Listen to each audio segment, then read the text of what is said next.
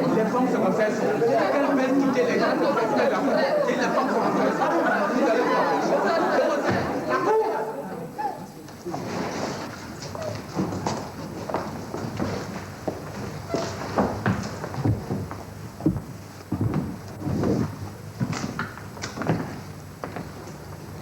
Veuillez vous asseoir.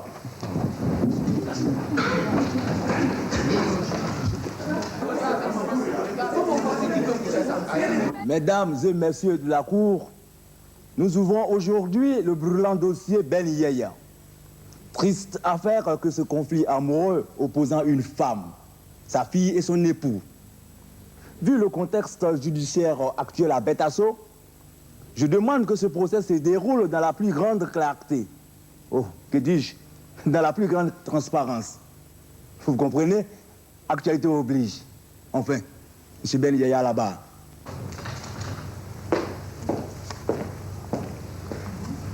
M. Ben Yaya, levez la main droite et jurez de dire la vérité. Toute la vérité, rien que la vérité. Je le jure. Vous êtes né le 18 novembre 1940 à Pédougou. Vous y avez fait vos études primaires.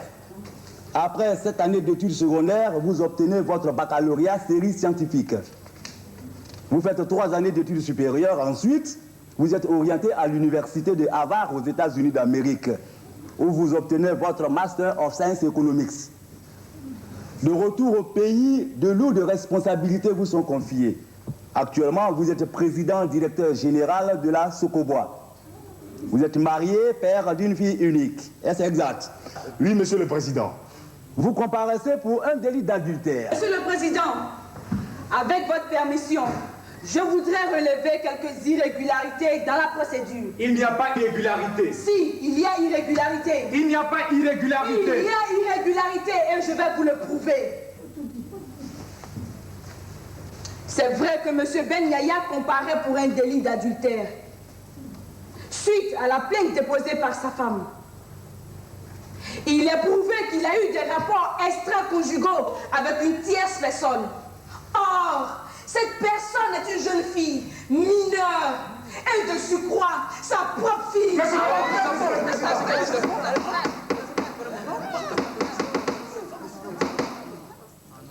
Par rapport à ces faits, il doit comparaître sous les chefs d'accusation d'adultère, d'inceste, d'attentat à la pudeur et de détournement de mineurs. Objection. Monsieur le Président, le ministère public va trop vite en besogne. Rien ne prouve que mon client a eu effectivement des rapports intimes avec sa fille. Pour qu'il soit inculpé d'inceste, d'attentat à la pudeur et de détournement des mineurs. Monsieur le Président, il faut retenir contre mon client le premier chef d'accusation qui est celui de l'adultère. Si le chef d'accusation d'adultère est maintenu, il faut aussi retenir les autres chefs d'accusation, car tout est lié. Le ministère public s'acharne inutilement sur mon client. Voici le dossier prénatal de mademoiselle Ben Kadi et le bulletin de santé de son père, fourni par l'un de nos respectables médecins, le docteur Chrono. Et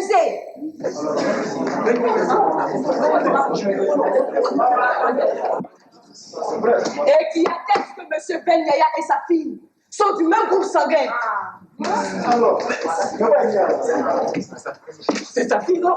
quoi sa fille? Monsieur le Président, après cette induction, je déduis par l'affirmatif que M. Ben Yaya est l'auteur de la grossesse que porte sa fille.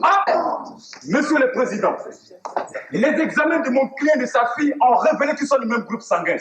Quoi d'anormal? Mademoiselle Ben Kadi n'est-elle pas sa fille? Si. Et comment voulez-vous que des tests faits sur un père et sa fille soient forcément négatifs? Tout un chacun de nous n'ignore pas qu'un enfant issu d'un couple peut avoir un groupe sanguin compatible à l'un des parents. Monsieur le Président, je demande que ces pièces, sans aucune solidité judiciaire, soient retirées du compte-rendu des débats. Maître Fofana, selon l'enquête préliminaire, il est normal de retenir les autres chefs d'accusation. Délit d'adultère, d'inceste, de détournement de mineurs et d'attentat à la pudeur. Cependant, l'objection relative aux dossiers médicaux est justifiée. Greffier, notez tout cela à l'ordre du jour. Alors, M. Ben Yaya, nous retenons contre vous les chefs d'accusation d'adultère, d'inceste, de détournement de mineurs et d'attentat à la pudeur. Reconnaissez-vous ces faits? Non, Monsieur le Président. Qu'avez-vous à dire pour votre défense? Monsieur le Président, Mesdames et Messieurs, je suis confus d'être devant vous ce matin à cette barre.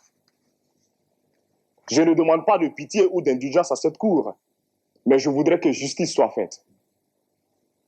Il est vrai que je suis un père dur, voire même égoïste, mais c'est parce que j'aime ma fille. Son éducation me tient à cœur. D'ailleurs, tout mon souci a toujours été de faire d'elle une femme libérée et intelligente, ayant à son actif et l'instruction moderne et une éducation basée sur les principes de l'islam. Cette affaire d'adultère dont ma fille et mon épouse m'accusent n'est que l'œuvre de mes ennemis qui cherchent à ternir mon image de marque. Silence! Silence!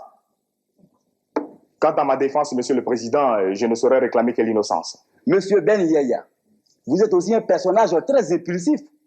Alors comme ça, vous permettez d'utiliser vos revolvers pour menacer la vie de votre fille, n'est-ce pas? Franchement, Monsieur le Président, je ne reconnais pas ce fait. Pourquoi? Je reconnais seulement avoir évincé de chez moi un certain nombre de jeunes gens de moralité douteuse et d'apparence suspecte. Je ne me fais pas de mauvais sang pour ma conduite envers ces jeunes. Mais de là à insinuer que ma fille Kadi est ma maîtresse, eh bien cela me met dans une situation très inconfortable. Parce que musulman pieux et pratiquant, Allah ne me le permettra pas et ne me le pardonnera jamais d'ailleurs. Madame le représentant du ministère public, auriez-vous des questions à poser à l'accusé? Question, Monsieur le Président. Monsieur Ben Yaya, aimez-vous sincèrement votre fille? Kadi est ma fille unique.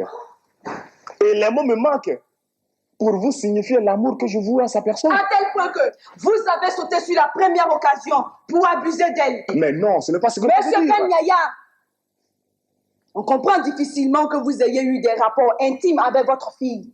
Mais encore moins qu'elle soit enceinte de vous. Maître, je jure que je n'ai jamais eu l'intention de faire l'amour avec ma fille. À plus forte raison de lui faire un enfant. Donc, si vous aviez eu l'intention, vous coucheriez avec elle. Je n'ai jamais souhaité avoir cette intention. Vous ne répondez pas à ma question. Je vous demande, si vous aviez eu l'intention, vous coucheriez avec votre fille. Répondez-moi par un oui ou par un non. Objection! Monsieur le Président, je refuse que mon client réponde à de telles questions. Visiblement, le ministère public lui prête des intentions. C'est de la manipulation. Nous en tiendrons compte. Ministère public, avez-vous d'autres questions à poser à Monsieur Ben Yaya? Une dernière question, Monsieur le Président. Monsieur Ben Yaya, qui de votre épouse et de votre fille aimez-vous le plus? Objection, Monsieur le Président. Nous nous trouvons devant un accusé et non un coupable. C'est une affaire très délicate. Voilà pourquoi je ne peux admettre qu'on adopte une attitude non seulement visant à intimider mon client, mais aussi à l'accabler davantage. Ministère public, avez-vous d'autres questions? Plus de questions, Monsieur le Président. Et la défense? Pas de questions, Monsieur le Président. Monsieur Ben Yaya, vous pouvez vous rasseoir. Merci, Monsieur le Président. Ben Yaya, c'est mon ami, je le connais. Je le connais.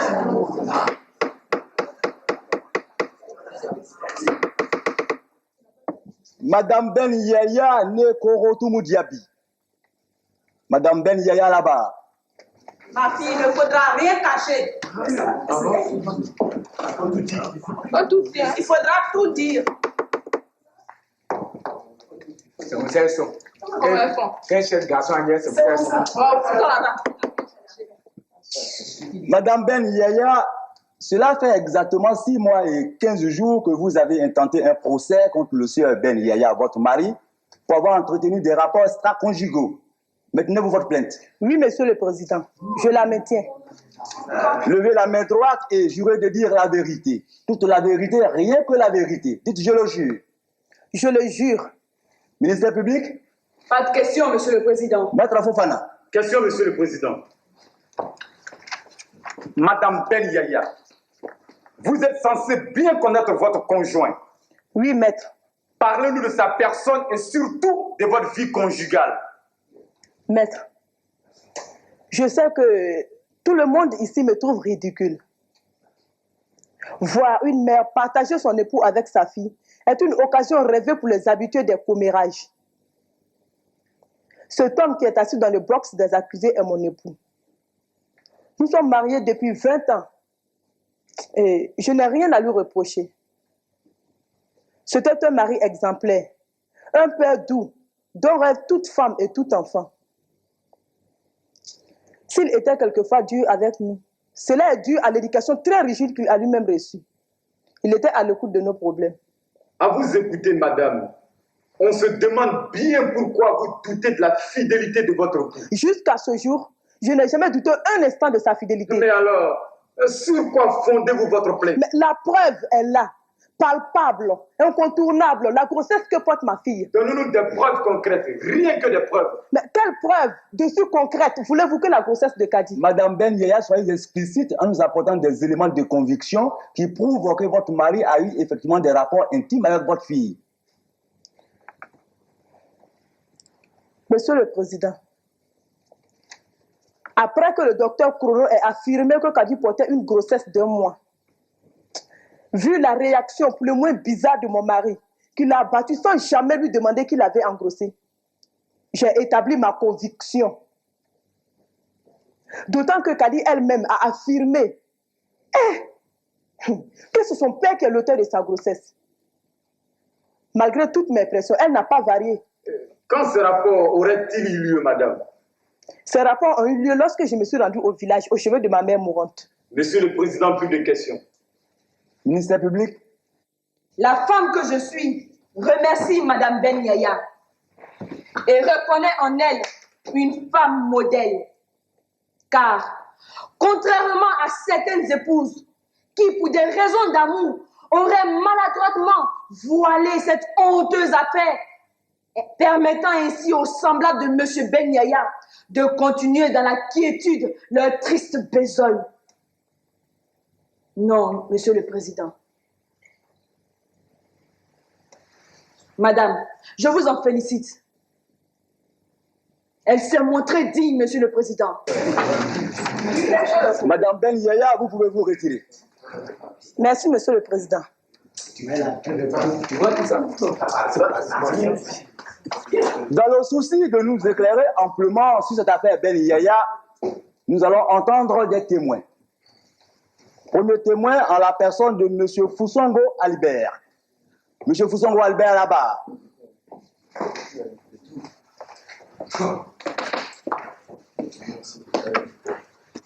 Monsieur Foussongo Albert, oui. Levez la main droite et jurez de dire la vérité. Toute la vérité, rien que la vérité. Dites, je le jure. Je jure. Votre nom? Foussongo Albert. Quel âge avez-vous? Oh, j'ai 45 ans demi. Hein. Ah, vous avez 45 ans et demi. Oui. Votre profession? Oh, moi, je n'ai pas professeur de... Qu'est-ce que vous faites dans la vie? Ah, je suis bon principal de M. Ben Yaya. Ah, tiens. Vous êtes employé en qualité de domestique au domicile de M. Ben Yaya. Exactement même. Vous êtes présent à cette barre pour avoir témoigné à l'instruction que M. Ben Yaya, votre patron, est bel et bien l'auteur de la grossesse que porte sa fille. Oui. Mais qu'est-ce qu'il nous prouve? Ah, c'est Thierry même, je dis moi que vraiment c'est sa papa qui chien tout lui. Hein. Mais il se pourrait que mademoiselle Ben Kadi vous ait menti. Ah, vraiment, depuis que moi je connais Thierry, Thierry je menti jamais. C'est dans votre bouche que moi je compliqué Thierry je menti. Et à quel moment vous aurez dit cela?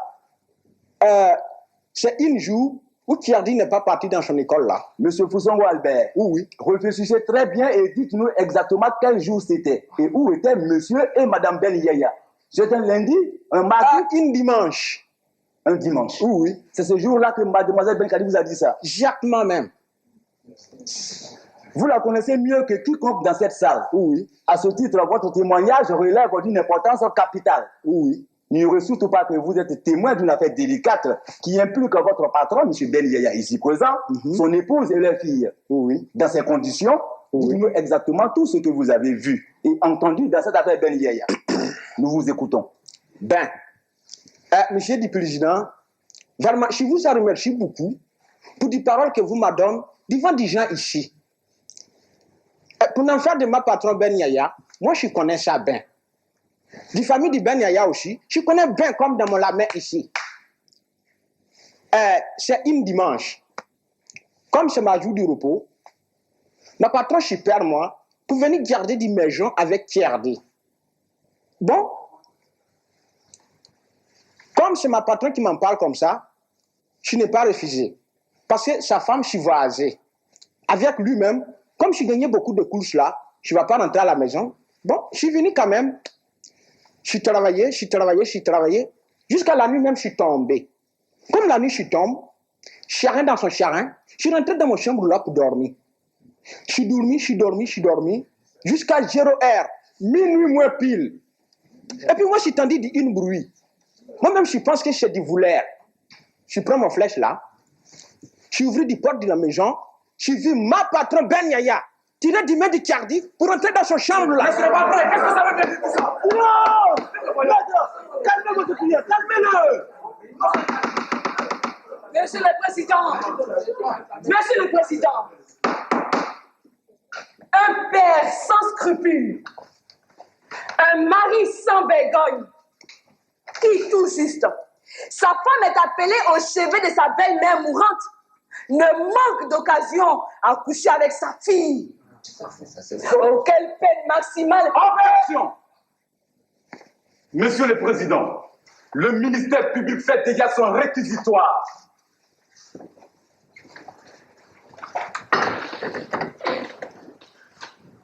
Ministère public?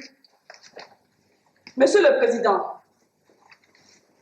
le témoignage de M. Foussongo est d'autant plus clair qu'avec votre permission, je ne peux que saluer la hauteur de vue de ce domestique qui, quoique se sachant quasiment démis de ses fonctions, n'a pas hésité de faire la lumière sur les agissements de ce sinistre personnage que cache M. Ben Yaya sous une apparence honnête. Non, Monsieur le Président, plus de questions. Maître Fofana, auriez-vous des questions à poser à M. Foussongo Albert? Question, Monsieur le Président.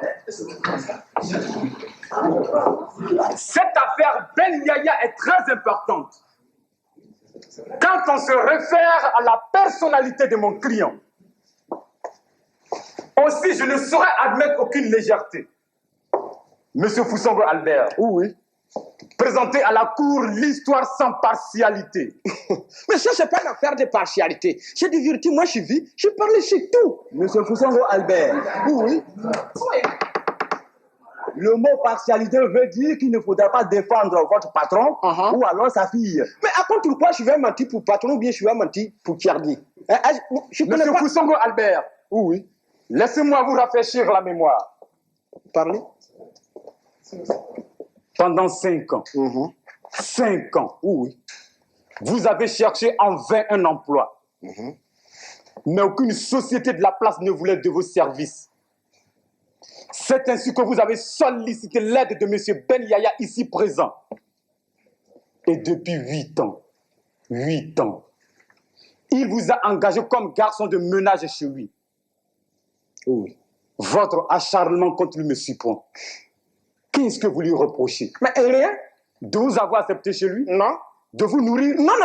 Ou de vous avoir épargné cette ville galère que vous meniez? Président, la défense devine le coup du procès. Objection accordée. Maître Fofana, reformulez autrement vos questions. Monsieur le Président, plus de questions. Ministère public, avez-vous des questions? Pas de questions, Monsieur le Président. Monsieur Foussongo Albert, vous pouvez vous rasseoir. Monsieur le Président, je vous remercie beaucoup.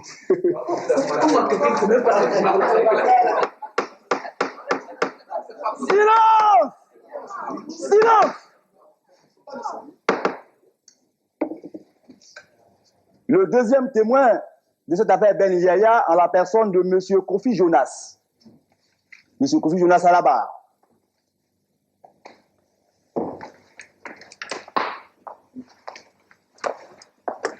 Voilà des délinquants comme ça. Monsieur Kofi Jonas, levez la main droite et jurez de dire la vérité. Toute la vérité, rien que la vérité. Dites, je le jure. Je le jure. Nom, prénom, âge et profession. Kofi Jonas.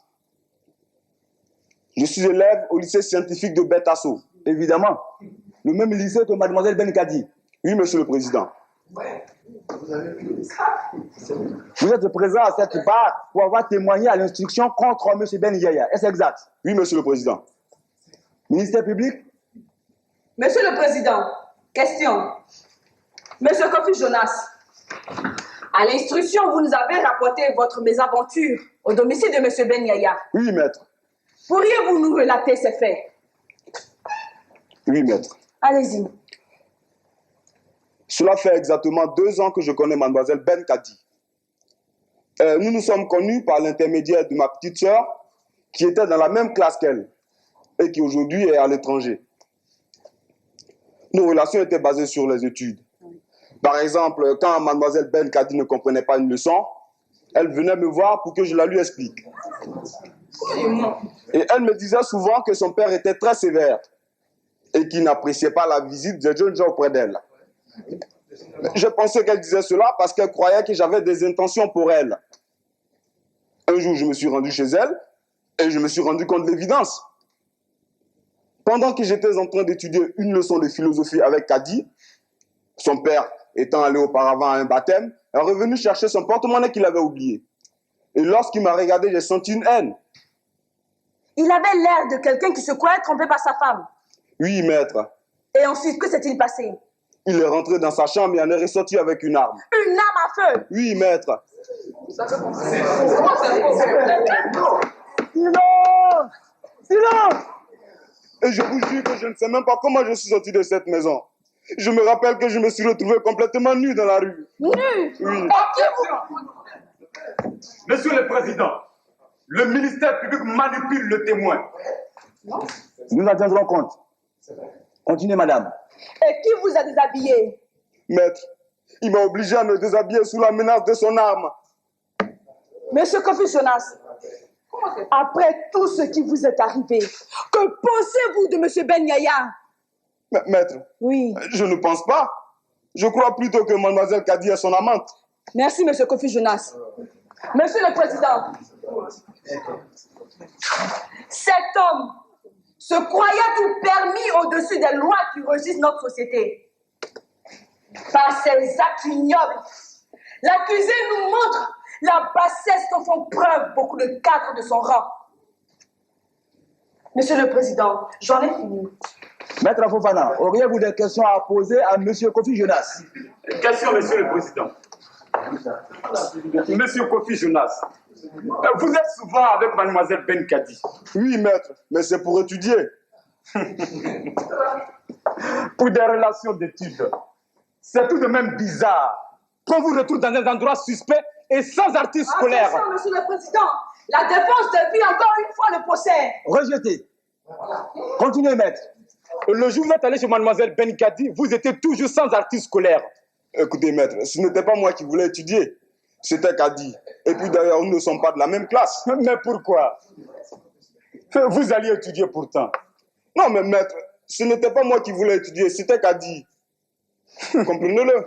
Monsieur Kofi Jonas, drôle de manière d'étudier. Monsieur le Président, plus de questions. Monsieur Kofi Jonas, vous pouvez vous retirer. Merci, monsieur le Président. Comment c'est lui qui donne ces gens? Silence, s'il vous plaît. Silence! Silence! Le troisième témoin principal, mademoiselle Benkadi. Mademoiselle Benkadi à la barre. Elle a dit quoi?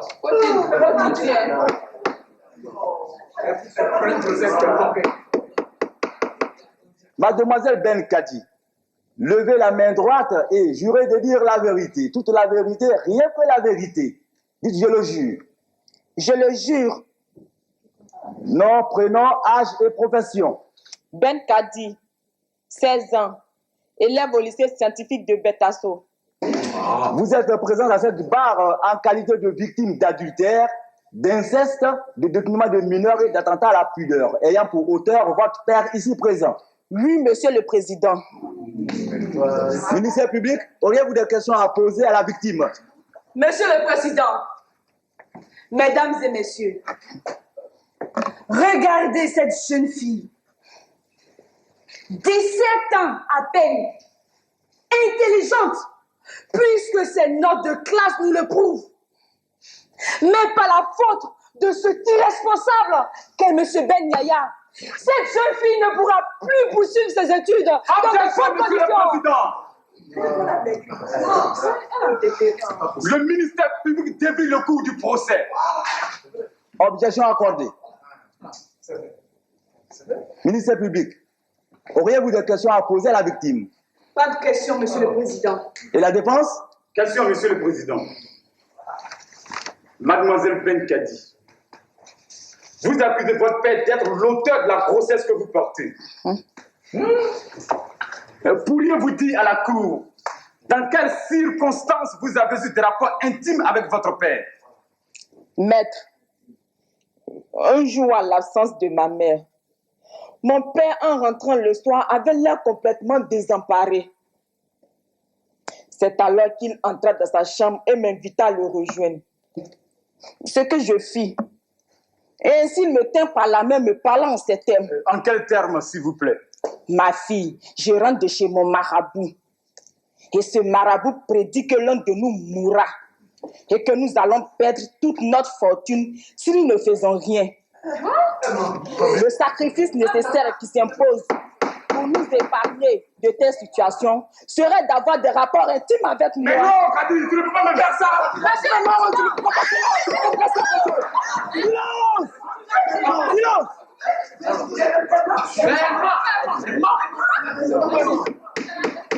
Monsieur le Président, s'il vous plaît, Mesdames et Messieurs, votre attention. Cet homme qui affichait une humilité, il nous montre son vrai visage. Mais c'est une bête sauvage. Non, Monsieur le Président. Nous avons affaire à un homme dans tout son contexte. Un homme dans tous ses états.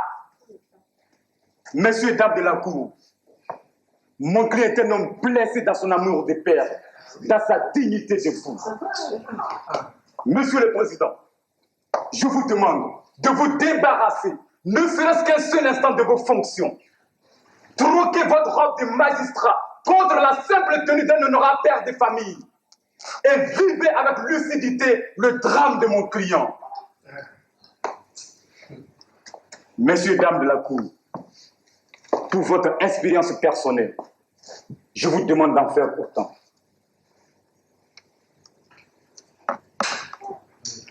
Mademoiselle Ben Kadi, pourquoi vous n'avez pas crié?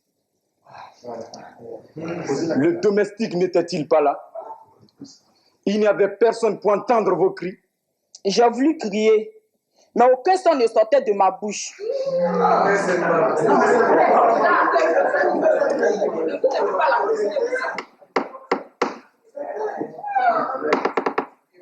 Pourquoi vous n'avez pas fui?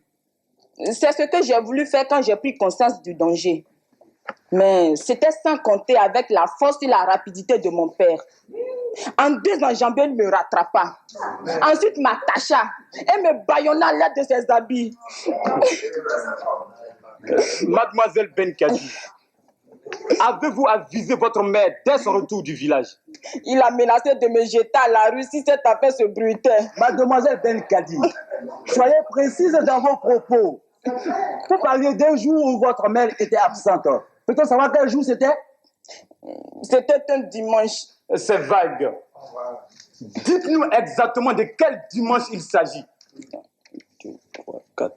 C'était le dimanche 4 mai. Le dimanche 4 mai. 8 mètres. Vous dites bien le dimanche 4 mai. Regardez bien.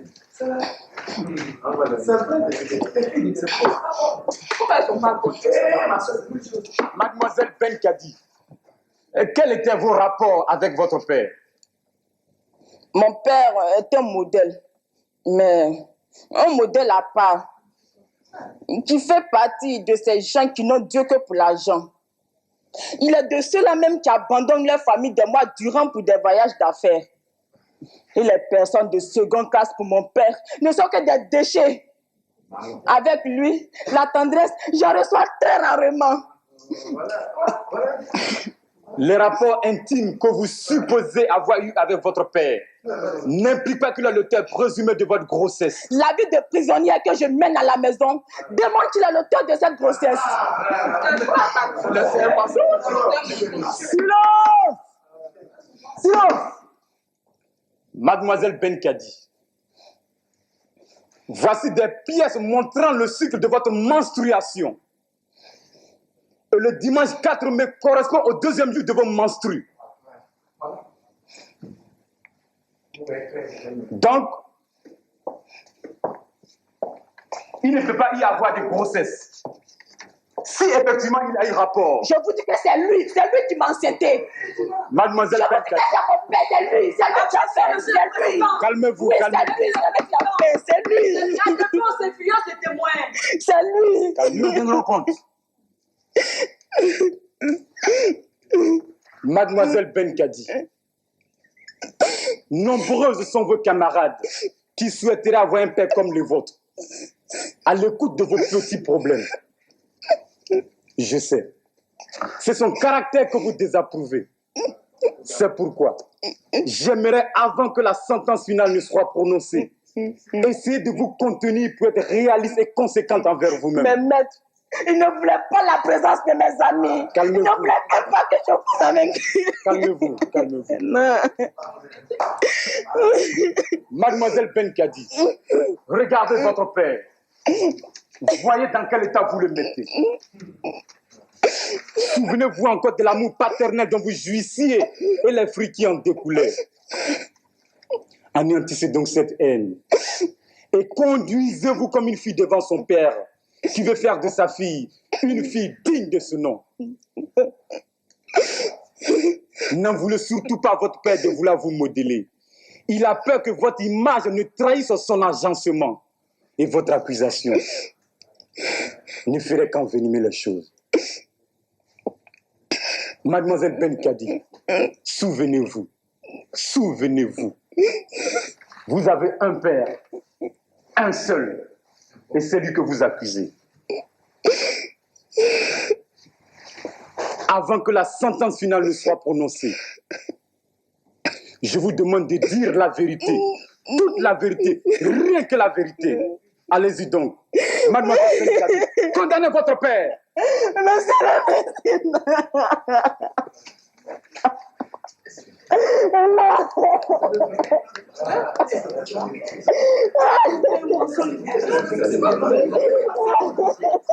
Je dis que je connais Ben Yaya, c'est mon ami.